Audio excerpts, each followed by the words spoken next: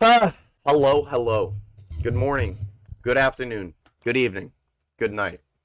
Whatever time zone you may be in, hello. Welcome to the video. Today, I want to talk about TwitchCon San Diego, 2022 specifically. I had a fantastic time, but that's not the case for everybody. Speaking personally about my own experience, I had no issues, but the overarching problem that seems to have arisen from TwitchCon is the immediate day after hashtag boycott TwitchCon or hashtag boycott Twitch were trending on Twitter. And today we're here to discuss a whole bunch of the reasons why. I'm gonna go over all of the research that I've compiled, all the different things that went wrong at TwitchCon, and we're gonna talk about them. We're gonna see just how bad it was and all of the different horrors of TwitchCon 2022. The security staff and the just event staff in general, Twitch staff and security staff, were extremely rude and unprofessional around the accessibility areas and like the disability areas and things like that. I found this tweet where this person is talking about one of their friends who is chronically ill and often hit with random bouts of extreme pain and fatigue. Today was one of the days that they needed a temporary wheelchair, and in the course of taking this temporary wheelchair, they went to one of the shows, got seated in the accessibility section in the wheelchair, which they did need, and there were staff talking about how they think that a large portion of the disabled seating area wasn't actually disabled, and they were faking it to get better seats. Now, we can't discount entirely what they're saying, because unfortunately, another one of the things that was happening at the event was event staff were handing out accessibility stickers to literally anybody who asked for them. So there were people there that were not disabled and did not need access to the accessibility areas or accessibility stickers, and they were going to staff and asking for them, and they were getting them. I have another post from this person, Spoopy Mousy, talking about their experience at TwitchCon as a person with disabilities. Oh, yes, this is about the bag check, which I thought bag check was one of the best things that they did. They were pretty strict about the bag checking, and I thought that was like a really good idea, and I thought that was very I thought that was really well done. This was a bit of a concern. I read this part. When you got to the badge pickup for accessibilities, nobody knew the whole situation with wheelchairs or motor scooters. There was only 10 wheelchairs and 30 motor scooters available for the entire event, with 30,000 attendees. Friday, it seems like it was just a nightmare. There was a ton of people forcing their way into accessibility lines because they had been given stickers. They had been given accessibility stickers by the Twitch staff or by the event staff, even though they were not in need of those accessibility stickers and did not need them. And here we get into one of the biggest issues of the event. A whole bunch of issues revolve around this one center mass, which is the Dream SMP. The Dream SMP panel and the Dream SMP just meet and greet and everything that went on with them was a mess. It was crazy. So the line was absolutely insane. I remember I was walking through the event while the panel was going on, and you you could not get down the hallway where the panel was being held. You could not walk down that hallway. It was immovable. There was probably 2,000 people just shoved into this tiny, tiny hallway. And they were all trying to get into a room for a panel that had 400 seats. That had 400 seats. And it was insane. So we'll look at what this person is saying here. Security guard would not let anyone through at all, even though this person was literally almost being pushed out of their wheelchair. They were packed in tight like sardines. I know for a fact that one person literally passed out and had to go to the hospital because of this just mess of people that was just crushing each other trying to get into this panel. It was insane. It was actually like horrifying to look at from the outside because they were going nuts. Moving into our next thing. Like I said, again, this is still on the topic of disabilities.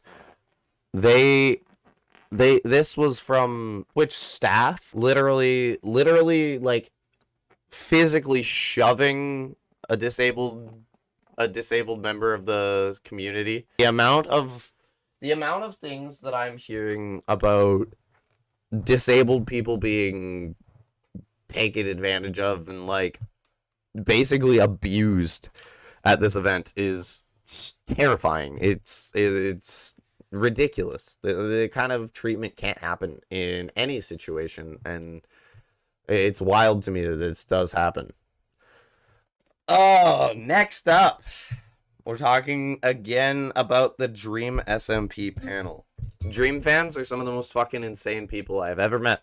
Alright, anyways, chat. And now, injuries. Now, injury warning. Again, if you were squeamish to seeing people get injured, maybe just listen for the next minute. Don't watch, because there is going to be a video.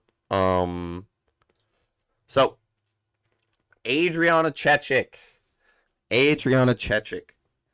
adult film star and Twitch streamer, Adriana Chechik, broke her spine in 2 places and had to get surgery to get a meter-long rod put in for back support. Now, you're wondering how she did that. You may be wondering, how did Adriana Chechik break her spine in 2 places? Well, at TwitchCon, it should be impossible, right? But no. There is this foam pit at the Lenovo booth, the Lenovo computer booth or whatever. I'll just let you watch.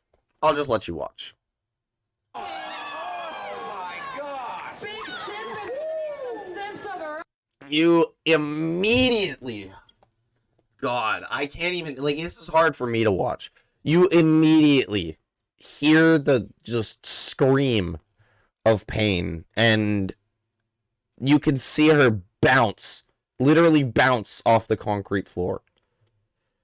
And the next little bit is just the announcer being a piece of shit. Great victory there. Adriana is struggling to move at this point because she is in so much pain. Adriana is literally writhing in pain. Says, I can't get out. Are you okay? She's held down by the Biffle medic. Gravity. No, she's fine. No, she's fine. She's fine. Yeah, she's fine. She's fine. I just watched her jump into this foam pit, and now I'm watching her writhe in pain on the ground here. Like, cannot move. Yeah, she's fine. She's fine. Huge trigger warning right here. Huge trigger warning. Chat. There was a party hosted by Tiltify, which I don't know exactly what they are as a company, but they are a company that was at the event, and they hosted a party. And at this party, this man right here was present at this party. And there are just a terrifying amount of reports of this man coming up to women, trying to get their number, trying to get like physical affirmation from them. He attempted to kiss multiple women. This right here, he snuck a kiss from me and punched our friends that were trying to protect me. This, no idea who he was, kissed me on the cheek, asked for my number. Had a conflict with this person 4 different times that night. 3 of which were me physically removing him away from my friends. This was one of the worst things that I've ever read. This was one of the worst things that I've ever read. This, even right here, like, I can't even express to you how disgusted I am to read this. Because, this is fucking ridiculous. This is fucking ridiculous. There's no excuse for this kind of behavior from anybody. And now chat, the worst part of all of this is that this man is not even from Twitch. He's not from Tiltify. He was not even from the event. The staff at the Hard Rock Casino know him and let him into this party, which was supposed to be exclusive for streamers from the event who had been to the Tiltify booth and whatever and had gotten an invite. They let this predator into a party with a whole bunch of people that nobody knew him. And he just crossed every possible line. Chat, another streamer goes by the name of Mad Curious. Mad made this post talking about a streamer named Stevie Business, who I've not read something like this that truly makes me just question the morality of human beings as like a whole. Like, genuinely, I can't even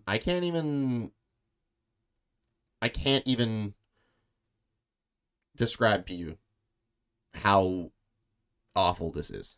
Once again, I am not endorsing harassment or anything against this person. Please do not go and contact them. Please do not go and harass them. Please do not do any of that.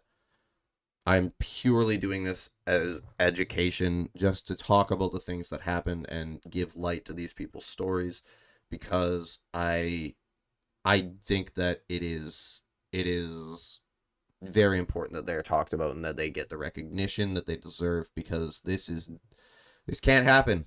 This cannot happen to anybody. So, chat, we'll start. We'll start here. We'll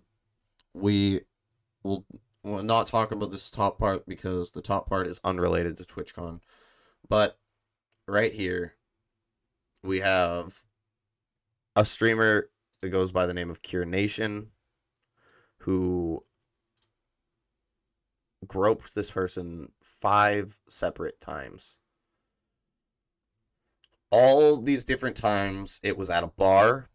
Oh, not all of them, sorry. Most of these different times, it was at a bar.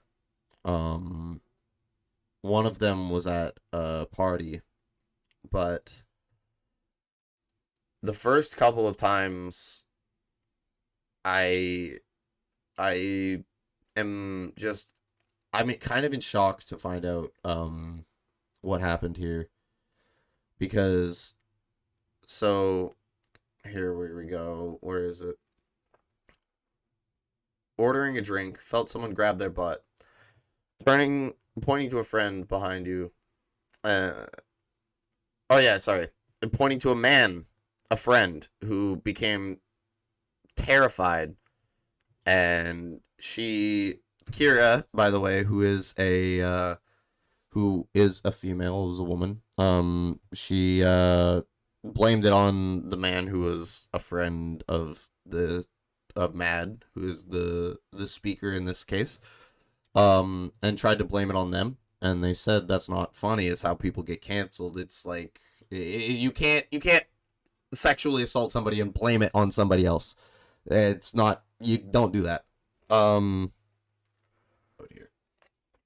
Now, this was July 2022, so this was before TwitchCon, but she wanted to come out about this because TwitchCon was kind of the breaking point. This, again, we're talking about somebody we have already talked about, which is something that is very concerning to me. We've seen this name, Stevie Business, was in right here. It is crazy to me that we have so many women being harassed by the same men, the same people, and there's nothing being done about it. Nobody is stopping them. Nobody is getting anything done. Nobody is helping these people. And these men are allowed to just continue to do this shit to other people. It's fucking ridiculous. So, we'll go over this very quickly because I don't want to go into too much detail on this one because it does get pretty graphic. They have reports. They have this one. She has finally gotten in contact with a detective. She's finally gotten in contact with a detective, luckily, because before they were telling her that she could not file a report because she left the city, which is insane to me that that's even a thing. But they are in the process now of filing a report, which is fantastic. Now, let's continue on. We're going to glaze over this one because, again, I don't want to go into too much detail because this does get quite graphic.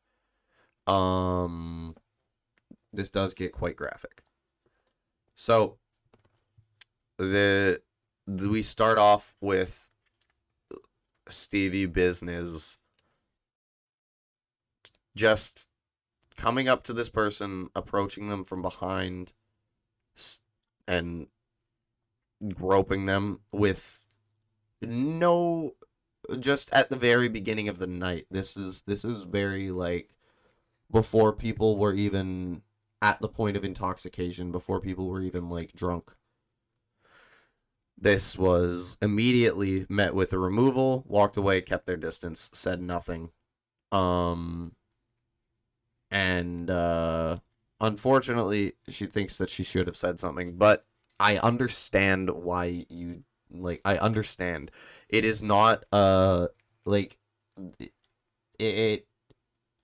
you cannot, like, every time be prepared for that, nor are you ever to blame for not saying something immediately. You are never ever to blame for not saying something. It is never ever your fault for not immediately coming forward and being like, this happened, because it's scary. And a lot of times it doesn't even work out for the woman who's trying to come forward against their attacker. And it's like, it's understandable why you didn't say anything at the beginning.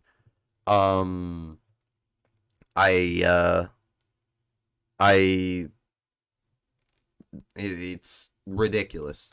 That's the way things are in Nevada and New Mexico. If you leave the state, the case is thrown out. That's crazy. That's crazy.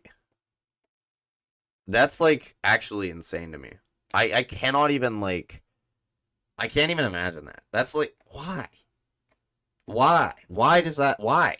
Why? I cannot reiterate to you how terrible some of the acts that were committed at this event were.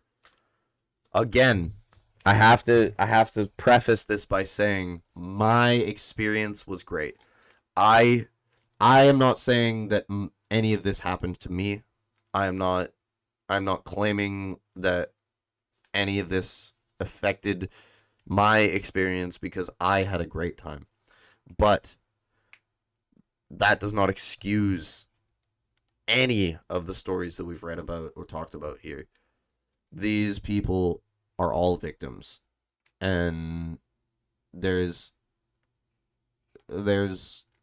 truly like no excuse for any of the shit that happened to any of these people, to any of the people with disabilities that were treated poorly by staff or harassed by staff members, to any of the Dream SMP fans who were brutalized by their fellow fans, or to the people who were injured by the lack of care at the event.